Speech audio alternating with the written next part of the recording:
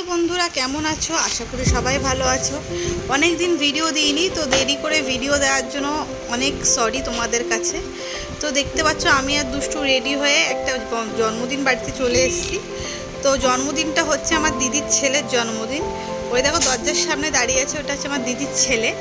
তো ওকে ক্যামেরার সামনে আসতে বলছে, ও লজ্জা পাচ্ছে যেহেতু ফ্রেন্ডরা আসছে, তো ফ্রেন্ডদের সাথে একটু ব্যস্ত। স্যাররা এসছে, এটা হচ্ছে ক্রিকেট খেলা ওর কোচ। তো ওইখানে ওদের মধ্যে একটু ব্যস্ততা, বুঝতে পারছো, বার্থডে বয় বলে কথা, ব্যস্ততা থাকবেই।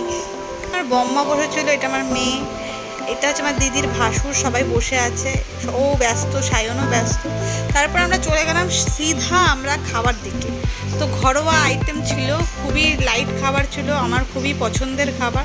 যে কটা আইটেম দিয়েছিল সবই খুবই আমার পছন্দের। তো আমি আর দুষ্টু একই থালায় নিয়ে নিয়েছিলাম, ওকে খাইয়ে দিচ্ছিলাম। পাতটা দেখবে আস্তে আস্তে হজবড় লওয়া হয়ে গেছে সব, একদম অগোছালোভাবে খেয়েছি, যেহেতু ওকে খাইয়ে দিচ্ছি, আমি খাচ্ছি। তো সবকটাই আমার মন করার জিনিস ছিল, যেহেতু একসাথে খেয়েছি বলে একটু হজবড় ল হয়ে গেছে পাতটা।